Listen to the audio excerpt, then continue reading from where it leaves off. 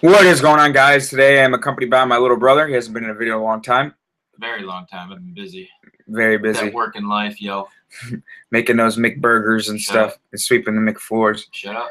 But today we're here to preview the the ALDS, I should say. The Tigers travel out to Baltimore, and they have a weird start time tomorrow. They actually start at 5:37 because of the Royals and Angels game, which is the doubleheader nightcap. So they start at a weird time. So I know that whole shadow is coming to affect BS. Will be played out quite a bit. And I honestly really hope, my biggest thing for this series, my biggest hope is that Buck Martinez is not the commentator for the Tigers games. Oh, he will be, because he loves you.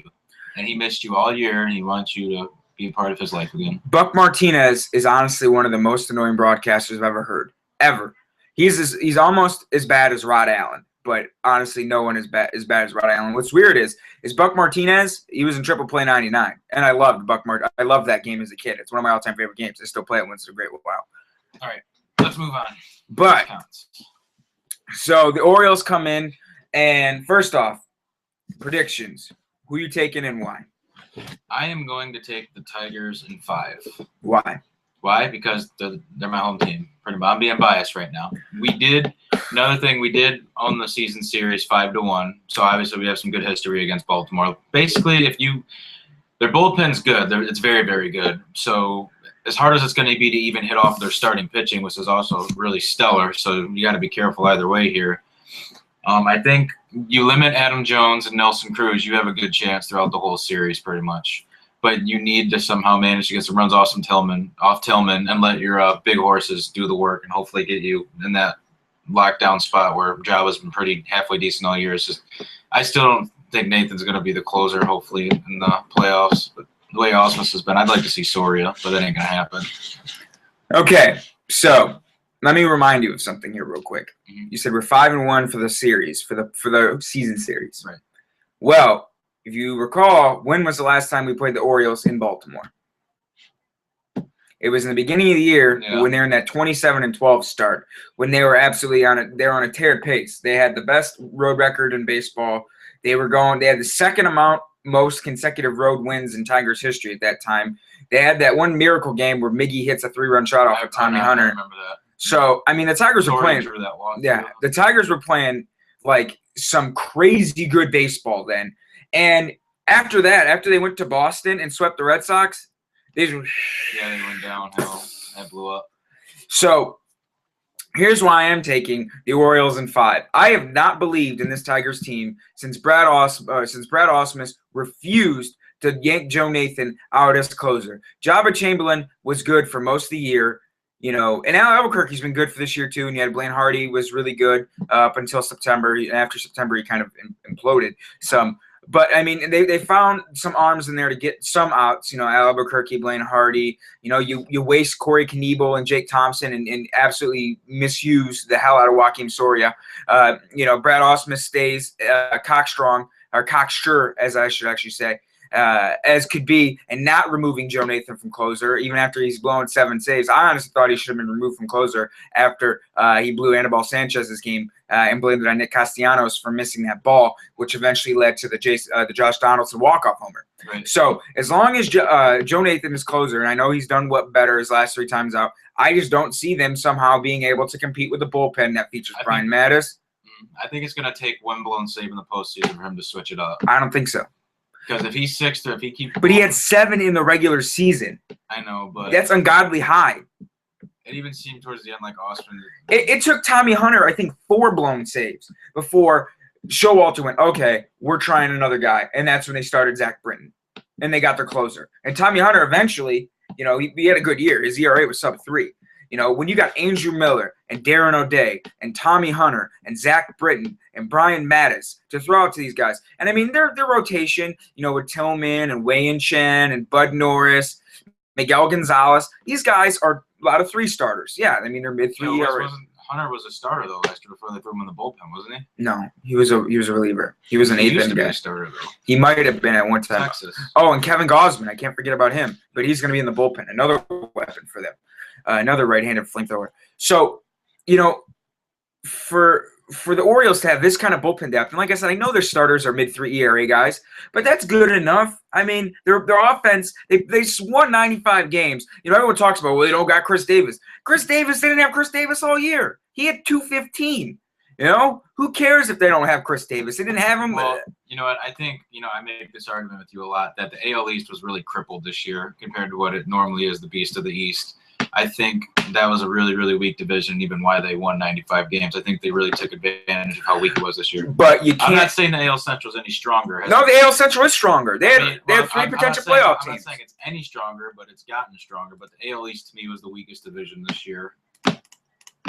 Okay, so the Orioles pitching staff, they were 7th in team ERA, 25th in quality starts, 12th in WHIP, and 10th in batting average. But their offense was 8th in runs, 9th in batting average, 17th in on-base, and 3rd in slugging percentage. Basically, if the Tigers some way in hell are going to win this series, you can't have a repeat of 2011 when Nelson Cruz just absolutely ass-raped you in the ALCS. He knocked 5 home runs off you.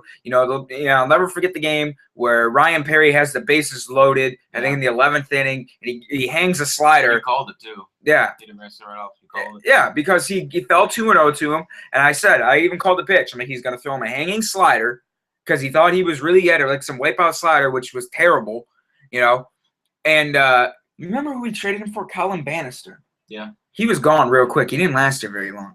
And then he hung that slider, and honestly, I think that ball just fell because he hit it so goddamn far. It took 2 years or 3 years to come out of orbit. So, I mean, Nelson Cruz absolutely butt-raped us in that ALCS. You got to limit Nelson Cruz because you limit Nelson Cruz, minus Manny Machado, minus Chris Davis. You limit Nelson Cruz. And their offense isn't nearly as wow because JJ Hardy, he had a down year power wise. Nick Markakis, he had a pretty good year. Steve Pearce was absolutely outstanding. You got to be careful of him. So I mean they have some guys in there, and Adam Jones. I mean he could carry a load, but it all starts with limiting Nelson Cruz because he's the guy that makes this offense tick. Like I said, their starters are a bunch of 3 starters, and I think you can get to them. But the problem is, how much do you trust if you got to yank out Max Scherzer in the 7th inning in Game 1, and you got to hope, Jabba Chamberlain, who's walked a boatload of batters since the All-Star break, and his ERA's been high, and then you got to go Joe Nathan, who, okay, fine, is better as of late, but we saw, Joe Cool, and we saw Joe Heart Attack from night to night. I mean, one night he could strike out the side, like the night where we clinched the Central, the day, I should say, it was a day game, 3 up, 3 down. 3 up, 3 down, and the time before that, it was, he struck out 2 or 3, Well, the biggest thing with Nathan to me is he's got to throw strikes. I mean, even if he's always pitching behind. Even if your stuff isn't there, you as a closer, you can't afford to walk batters and have that tying run on or nothing. You just throw strikes. They get on, they get out. I've always been that guy or whatever. You want them to make themselves get out. You don't want to put them on for a free pass. You want to make them earn their way on. And for me, you're giving them free passes and working behind the count. That's trouble. Every closer knows that that's trouble. What game was it? I don't know. We were playing Kansas City. But I think it was at Kaufman, and Nathan blew the save because he let a leadoff run around and they stole. It was when Kansas City came to Comerica Park. I don't know. He blew some kind of save. It was in a game. It was one in Minnesota is what I'm thinking of. J.D. Martinez hits that miracle homer, and then Joe Nathan walks blows it. That's exactly what I'm thinking. Because we got the bats, and here's the other things why I'm scared about the Tigers not beating Baltimore. You look at the bottom half of their order. You don't have a shortstop who can hit. I mean, Romine hit 300 in the last month, fine, but he's spot appearances. He's not ever 298. Whatever. He didn't start every single game. Ausmus utilized him a little bit more. Suarez. Everyone's like, oh my God. When he first came up after he hit the 3 home runs, everyone's like, oh my God. We got a shortstop with Pop, and we trade Iglesias and Deal the Farm. We have our guy. I wish Suarez would go away. Suarez is not good. He could show some flashes of brilliance defensively. Yeah, with his arm too, that overthrows into the camera well every time. But I mean, his arm isn't the most accurate. He does. I remember a play where Ricky P is pitching in Chicago. First pitch of the game, J.D. Martinez boots the ball, and then Suarez had 2 consecutive errors. I mean, he had one go underneath his glove and one he overthrew Kinsler at second base. Yeah, so I mean, you got that. He's a heart attack. He's like Joe Nathan on the mound, except at shortstop. And then you got no production on your catching spot whatsoever. Alex Avila was horrible, and Brian Holiday, he's not much better. So you scare, that scares me. The bottom half of the Tigers lineup is like blah. And we saw Miggy the last couple of postseasons. I know he was hurt the last 2 postseasons. He's supposedly healthy this one. Looking at Miggy over this month, he's healthy. Looking at him run the bases up, you can tell that ankle's really not bothering him anymore. His power numbers, he didn't hit the 30 home run mark. And you could tell he was kind of like, I don't care about the power, really, even if it's Miguel Cabrera. I want him to hit. I want him to just get on base and do what he's paid for. Like, everyone cares about the home run, even like I hear it at work. You didn't hit 30 home runs. So what? He still drove in 100, hit you over 300 in the year, His OBP was easily, over 380. Yeah, it was close to 400. Yeah, it was like 370s. Just like, it's ridiculous. He did strike out a bit more this year than he usually does. I'm just saying, though, he's looked a lot better than what he did mid after the All-Star break, where he was really, you can tell it was nagging him. He's looked healthier. His swings have looked a lot healthier. I'm just worried for the fact that the bottom of the order is going to go cold, and Miggy, Vmart, and Martinez, because they carried us this last month. Even look at JD now. Like I was explaining to you, over his past 10 games, he really hasn't been that hot. He's striking out a lot. They've been throwing him a lot of breaking balls. But you look at the Tigers last month with Vmart, Miggy, and JD. Vmart's been unreal. Those three guys single-handedly carried this lineup. Oh, they have. And I want to, it scares me, say they go a little bit cold, and then the bottom half of the lineup is the bottom half of the lineup. And, in the top half of the order, after they traded Jackson, look how bad their leadoff order was. Right.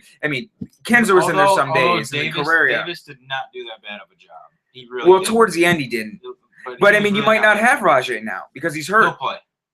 There's no way he's sitting out. He's going to be in, and you know it. Say you don't have him, My catalyst thing, to me, the key for the Tigers is obviously – since you said Miggy and all them carried us, right? The catalyst thing for me is your top guys, whether it's Kinsler or Davis, they must get on base. If the Tigers fail not to get any leadoff men on base for the big boys, they will fall in this series and not score barely any runs unless it comes from Victor or JD or Miggy with home runs.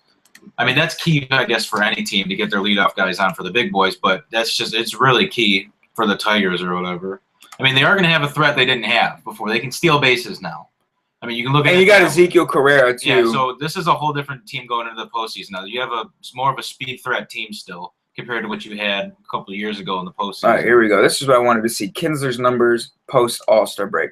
Because Kinsler, that's what scares me. He was hitting second some days, he's hitting fifth some days, he's hitting first some days. After they trade Jackson, second half he only hit 239, and his on base was 270. Almost 100 points lower. Almost 100 points lower to what he had. So that's what scares me, It's like, say Victor goes cold a little bit, and Miggy, he's had quite a few over games where he had 3 strikeouts and a line out, So say that goes cold, and these games, it's not like, okay, well, Miggy goes 0 for 4, and it's cool. Say you're down 2-0 in a series, and Miggy goes 0 for 4, and that costs you a game, because the middle of your order does nothing, and you can't rely on Suarez and Avila, in the bottom half of your lineup, then you're really screwed because then these games are magnified times 1 billion. Right.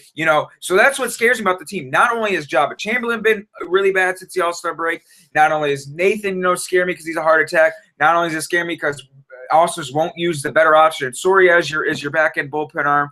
The bottom half of the order is very meh at best. JD, Victor, Cabrera carried you through the last month.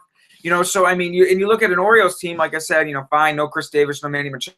Whatever. Like I said, they still won 95 games. Yes, I know the AL East was a bit. Right, but you still got to give them credit. You tip your hat. You tip your hat to them. They're pitching rotation, middle of the pack kind of guys, but they still got it done. Right. But that bullpen, it doesn't matter. It's lights out. They score 5 runs on you, you're done.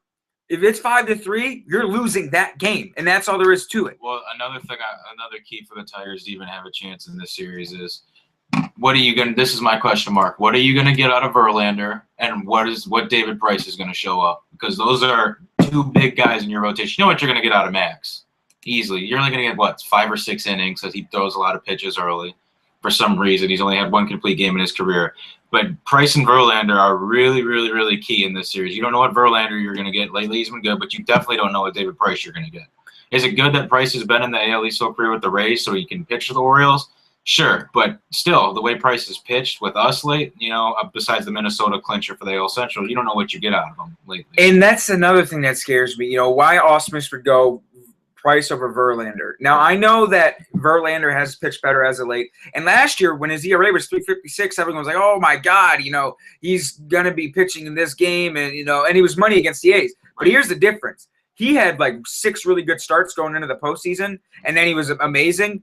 He's had 2 decent starts in a row, but the rest of this year, like last year, people were blowing their minds because he had an ERA mid-3s. Now he has an ERA almost 4.80, And he's gotten, I remember he had a streak of like 5 games where he gave up at least 5 earned runs or more. You know, he's getting that. It's not like last year where he had a couple of bad starts here and there, and then, you know, like you said, that one really good month of September, and then he was good in the postseason. He is getting blown up a lot this year. And that scares me. You know, he's going to be the potential Game 5 pitcher. Especially he's going to be the guy to be out there. Camden Yards, too, where the ball flies. So, I mean, that really scares me, you know, the fact that Verlander, and then Ricky P, I mean, he's been in September, he had an ERA close to 6. Yeah, he got lit up a lot too. So I mean, you know, you don't know what you get out of Verlander. You know, Ricky P at one time, who was pretty much your rotation, you know, has been like blah, and then the way your bullpen is, like I said, the bottom half of the line. That's why I just can't put all my faith into this team that says they're going to overcome and beat the Orioles, because I know what kind of caliber team the Orioles are with their injuries, and I think that the Tigers bullpen, I think they could outscore this team. But I just don't know how I feel with them having run. They cannot match up bullpen for bullpen. There's no way. They can't. We are going to lose if it's a bullpen matchup type game and our starters go deep. There's no way. And that's the thing. It's like I can't trust this team realistically with leads. If you compare everything, like offensive wise, we might be slightly better offensive wise. Bullpens, they're better. Starting rotation, it's going to be a grind. But I guess if I was speaking realistically, I guess Baltimore does have the edge. But obviously, I'm not going to go against my team. So, who knows? I think it's going to be a really good series, though. I mean, you're going to have some great starting pitching matchups, depending on obviously what you get out of Verlander and Price. But like my brother was telling me, you know, the Orioles rotation, it's consistent. And the Tigers have had, I mean, they don't have a true ace kind of guy on that squad. But the thing is, but they're good 1 through 5. Yeah, that's what's scary. Yeah. And, I mean, they're going to have Kevin Gausman in the bullpen, too. I mean, it doesn't hurt having that guy come out, throw 98, 99, you know, with his wipeout kind of stuff.